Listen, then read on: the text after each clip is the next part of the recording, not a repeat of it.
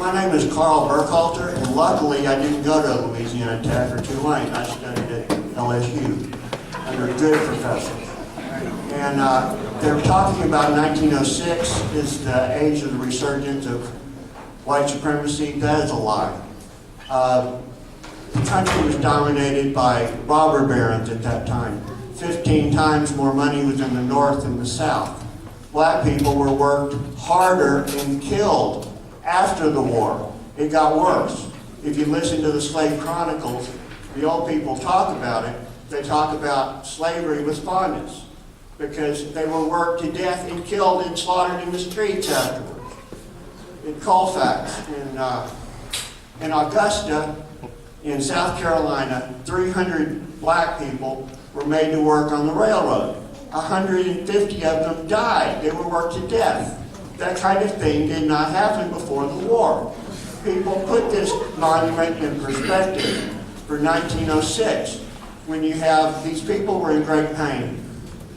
My great-grandmother spent her last year in bed, addicted to morphine, because she had joints that were badly injured from working too hard without enough food in the fields. The doctor said it looked like the slaves from Pompeii. And she grew up as a poor slave cropper and sharecropper and put her nickels and dimes in the UDC to honor her forefathers, because that's the only pride she had left.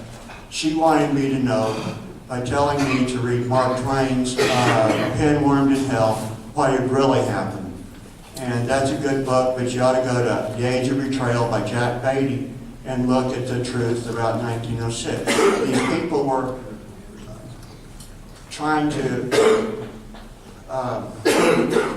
challenge the North, the Washington, yes, but it wasn't to re-establish any white supremacy. It was about the local rule. And Miss Arlene and I have talked. Our story and mine are very, my grandmother's are very similar. The Yankees destroyed everything, and they had nothing, and they were very poor, and then they had to struggle back. Now, she comes from the mixed race people of the time, who owned a lot of slaves. And I would bet you 3/4 of the people in this room, if you had family at that time, you're descended from them, black and white. Check your DNA, I'm sure. I know what I'm talking about. I've actually looked at the records. Thank you. Thank you. Sally Cox. Ms. Cox, and you will be fine. I'm Sally Cox, and I'm here tonight because I love Shreveport and I love Caddo Parish. And I believe that we can find a solution to the question about what to do with the Confederate Memorial statue. Our city can be an example, a positive example to other cities in the country. There have been suggestions that a statue can be built that honors men and women who served during the Civil War and were African Americans. I can envision a comparable statue being placed on the Milam Street entrance to the Caddo Parish Courthouse, and some examples of some African American leaders who could represent the service to our country are Frederick Douglass and his sons, Harriet Tubman, who helped get the slaves to safety through the Underground Railroad, Mary Bowser, who was a Union spy, and I have a list of 25 African American Medal of Honor winners that could be considered for such a monument, and I'm sure there are many others that might be considered. And I know a decision that who would be placed on that monument would not be an easy one. So the commission might ask a professor from Southern in Shreveport to help the community research and recommend some African American individuals that could be placed on this monument.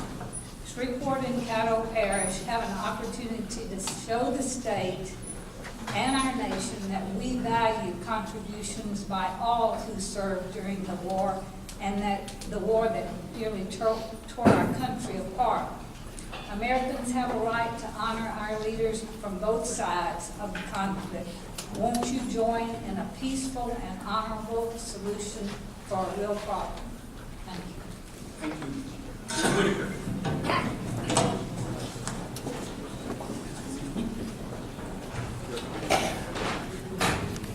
Commentary. We'll accept that without objection, so forth. Good evening, everybody. Thank you so very much for calling this. A little about myself. I am also a high school teacher. Mr. Wells was my beloved junior year history teacher, so it's really great to hear from him. Thank you for bringing this to the citizens. Whether the monument is taken down or allowed to stay, this moment in history has done us some good. It has united parties that rarely ever come together to talk about anything. And it's also given us time to address the centuries-old white elephant. Yes, please don't believe that this is a new issue that we have. Unfortunately, there seems to be little retention, as there are still people unduly calling their neighbors hateful and aspiring to sanitize history as if we haven't had a series of meetings to debunk such thoughts. So we cannot, as much as we cannot rewrite history, we can also not romanticize history. We cannot take away the definitions of things that were established before we inherited them. So we cannot think that history is synonymous with statues, for history is much larger than that. And if we do not continue, if we don't change the way we think about history, if we keep thinking that it's statues, then we are omitting history that the statues purposely omit as well. So, how can we do this? We cannot continue by flagrantly throwing words around like honest and right whenever they were uttered by people who honestly thought that slavery was right. Let's put this in historical context. This statue was erected in a time when those who were offended by its position had no say. Now the times have changed, and we do have a say. Everyone needs to be heard and respected. Now the issue is not as binary as we have made it to be. We can appease all interested parties. The statue, in its excessive grandeur, can be relocated, not destroyed, and placed in an area designated for Confederate history. And we can keep the literary markers that are around the statue to show the significance of the land that it is on. I have learned, yes, I have listened and learned during these meetings that this area is also significant because this is where the Confederacy forfeited because they realized that fighting was futile at that point. So I believe that it's appropriate to keep some literary markers there to show that. However, this same spot is also where my ancestors forfeited their last breaths, on the very trees that we see adorned with Christmas lights every year. This same spot is also where the Caddo natives forfeited their land, the only land that they knew, and we have nothing to honor either one of those parties. So at the very least, what this can bring about is an incorporation of all who have made an impact on this parish. The Confederacy is neither the alpha nor the omega of Shreveport, Caddo Parish, or the South. Therefore, it is appropriate that we incorporate everyone, especially in a place that is in front of a building of justice for everyone. Thank you. Thank you, Ms. Whitaker. Rod, Stephen Fudge left. Afternoon, everyone. It's an honor to be here, and thanks for allowing me to speak. I'm a native Louisiana. I've been a resident of Shreveport for the past 66 years. I'm a proud retiree of our military forces, 20 years in the Combat Arms Division of the United States Army. I understand honor. I understand monuments and what they mean. It has nothing to do with socialistic issues. It's to honor certain individuals. And in the case of military monuments, I honor leaders and all those who fought and died for a cause. Now, within the state of Louisiana, this monument is not about issues that are brought before us. It has nothing to do with social issues.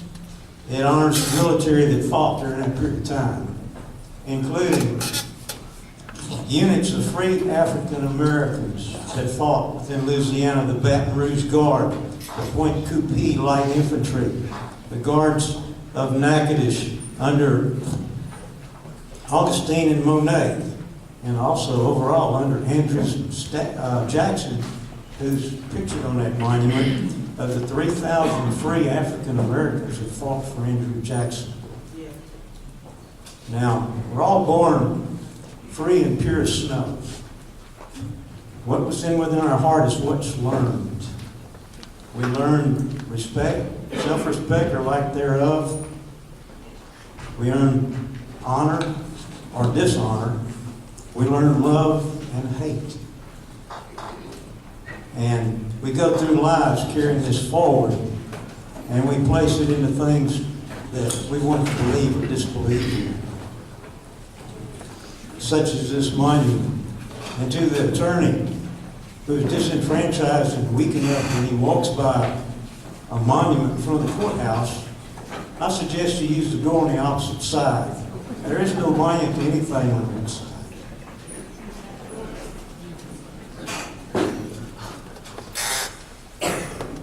There are those in this room today who don't really care about this monument. They're here as paid trills of a greater organization for the destruction of America as it is. We see it in our schools today, to disenfranchise learning, to change history, to destroy the American flag. And with this, to create, this isn't about this monument, it's about social unrest and creating civil disturbance among the masses. These are some of the first steps of overturning and overrunning the country. What's next? Step on our military, step on everyone else. We all need to learn to get along together. We all need to think with the minds our Lord gave us and not with our shoe size. Thank you. Thank you. The chair recognizes The room to recognize that a Vietnam veteran, retired major from the U.S. Army, he is Louisiana's most decorated living soldier. He's a recipient of the Distinguished Service Cross on 5 Purple Hearts.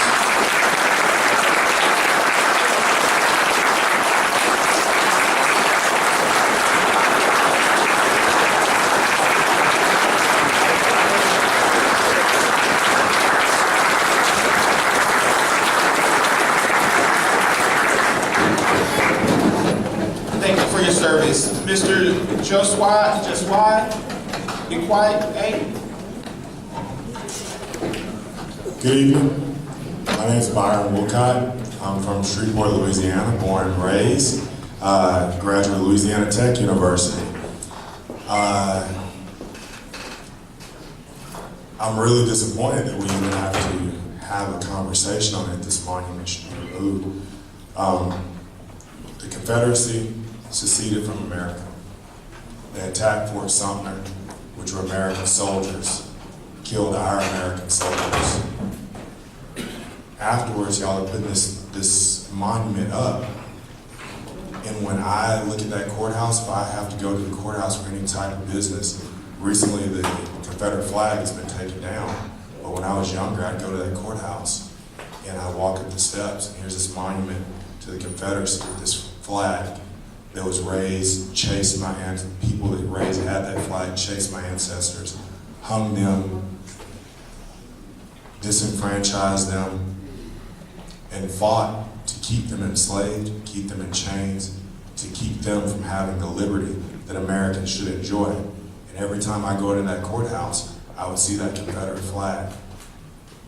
And as a black person, as a person of color, you can't really believe that you'll get a fair trial or fair treatment when that flag is flying over a building that's supposed to represent equal justice for all of us, black, white, brown, yellow. I've been blessed to be able to travel and live all over the world. I've worked and lived in Germany. I've worked and lived in Japan, worked and lived in Mexico. The Japanese flag, white background, the old Japanese flag, flag of the rising sun, white background with the blazing red sun on it. It's a beautiful flag. However, it was changed. It no longer flies there. Because under that regime, the Koreans were oppressed. Under that regime, the Battle of Pearl Harbor was bombed. When we fought World War II and we bombed Hiroshima, Nagasaki, you would think that the Japanese wouldn't like us. But I've lived with them, and they do. Because by doing that, we freed them from a regime of oppression and gave their country, their people, their first taste of true freedom and a democracy. And so the Japanese don't fly that flag anymore, because that flag represents all the evil things that they did before World War II, and oppressing the Koreans and also bombing Pearl Harbor. In Germany, I visit concentration camps. History, that's history. That's history, and they don't revere those concentration camps. They show that those concentration camps are there to show you what we should do, what we should be allowed to happen. We appreciate it. The time has expired. Members of the committee, we have exhausted the time that we originally set for the meeting. We have been given permission from the Caddo Parish School Board to stay to hear those additional comments that we need to. If there's no objection from the committee, we will take the remaining speakers we have not heard from for the first time. Just a second. My name is Shelby Green, and I'm also a veteran of Vietnam Parish Court. And first of all, I want to say that I think that this monument should be taken down. The Civil War was fought directly to enslave human beings. It was immoral. It was an immoral war that wanted people to, that gave people right to buy, sell, use in any way, shape, or form a human being. And anybody that says it was done for something else is wrong. By taking it down, history remains. Oppression still goes on. Segregation still goes on. But we have to stand up. We have to fight against those things.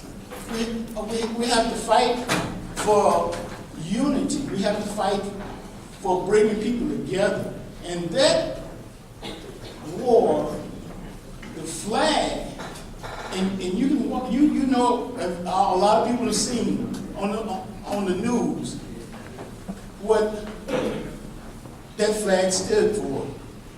You can look at what Dylan Roof did, how he thought about people.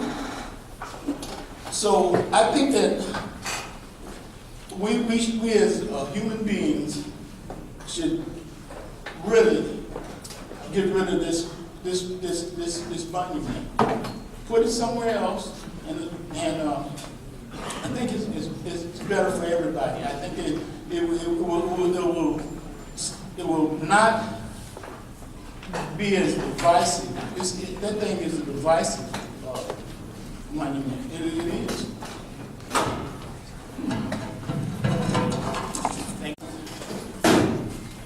My name is Andy Murphy. I'm the great-great-grandson of Robert Hill Hicks, the 11th Mississippi Company K. Mr. Hicks enlisted in the Confederate Army when he was 16 years old. The 11th Mississippi was involved in just about every major battle fought in the Eastern Theater of the Civil War.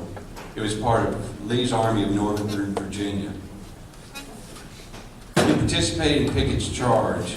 On the morning of the charge, there were 49 men in his company. By sunset, it was only Mr. Hill and one other soldier.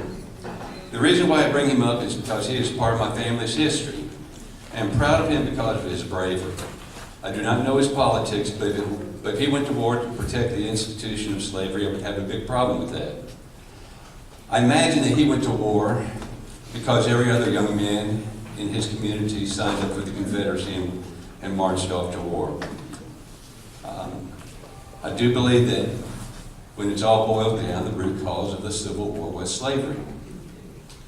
Back to Mr. Hicks. He surrendered outside of Appomattox, was paroled, swore an allegiance to the United States, and had his rights of full citizenship reinstated. He would later become the mayor of Greenwood, Mississippi. If Mr. Hicks could accept the end of the war, why can't we? The statue in front of the courthouse is now offensive to a significant part of our population. I would suggest that it be relocated, and I will further go as far as to relocate the statue to the Mansfield Battle Park. In its place, an appropriate historical marker denoting that Shreveport was the last capital of the Confederacy. Our history, for better or for worse, is not being erased. A statue is being relocated. If it helps bring our city together, great. I'd like for y'all to remember, a short time ago, when the auditorium was a little bit fuller at the very beginning, we all stood up and put our hands over our heart and pledged allegiance to that flag. We're alive and we have allegiance to the stars and stripes, not the stars and bars. And we'll say one other thing, that the people on both sides of this issue, we love this country, we love the national anthem and all the symbols that this country stands for, or that stand for this country. The people who defend the monument are a lot like me, the Colin Kaepernicks of the world, that we can't understand what they see wrong with this country. Granted, this country could be better, but for someone not to stand up for the national anthem, it's an outrage. And I'm here, I respect everybody's opinion here, and I wish all the best. Shreveport's a great town, and I just think the statue should be relocated down to Mansfield. Thank you. Thank you. Troy McGee. Hello, my name is Cooper Gibson. I'm 12 years old from Shreveport, District 9. I believe the monument should be moved to a more appropriate location. A courthouse should be home to fair trials and blind justice. Having people walk past a large monument dedicated to the Confederacy does not allow many people to feel that way. Various declarations of causes from Confederate states make it clear that slavery was a cause of their seceding. I do not think a monument honoring only the people is appropriate in front of a house of justice. What it is it has attracted extremists, people who have red Confederate flags and make threats of violence with guns and vandalism of African American monuments elsewhere in the city. Leaving monuments where it is condemning their behavior. I think we should move the monument in a Confederate cemetery or museum, which would allow its historical context and be protected from vandalism. Thank you. Thank you. Michael White, we appreciate you.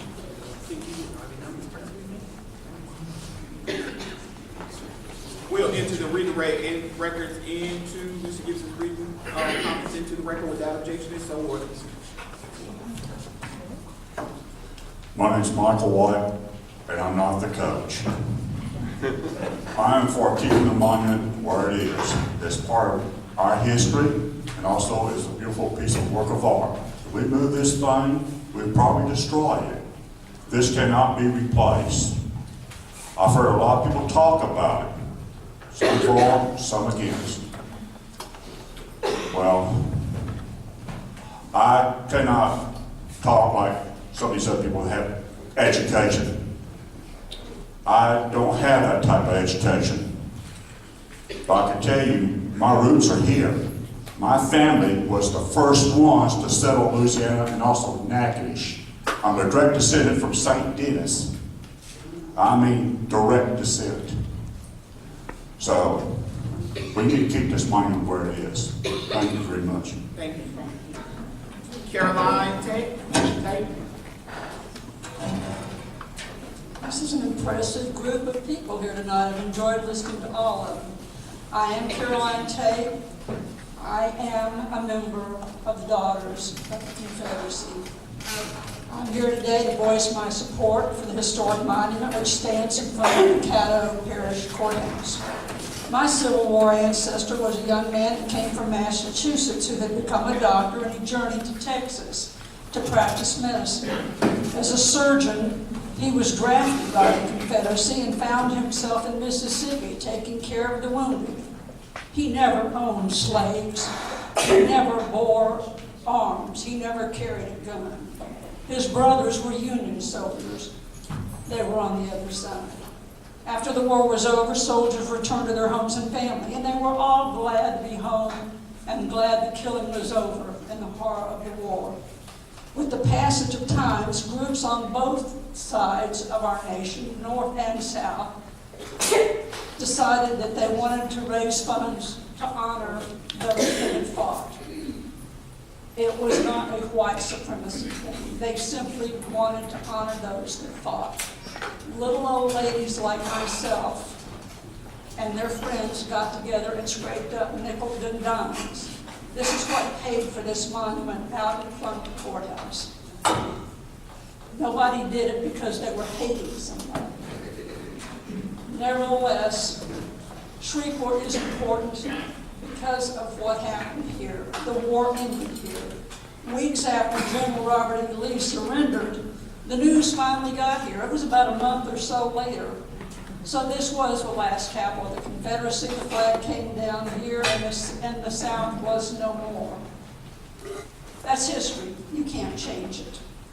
What's also important and cannot be denied is that the ownership of the Confederate monument and the land on which it stands does not belong to the city of Shreveport, and it does not belong to the parish of Caddo. It belongs to the daughters of the Confederacy. The small piece of land it sits on was given in perpetuity. Perpetuity meaning forever. And that's what it means. You cannot revoke that. There are monuments in Washington, D.C. and in the Union States of America. All of these, all around the nation, were built by little old ladies like me out raising funds to honor their military dead. It was not a racist thing. It was not to glorify slavery. It simply honors the military leaders of the South, this one, and it should not be removed. Thank you. Patricia Mason.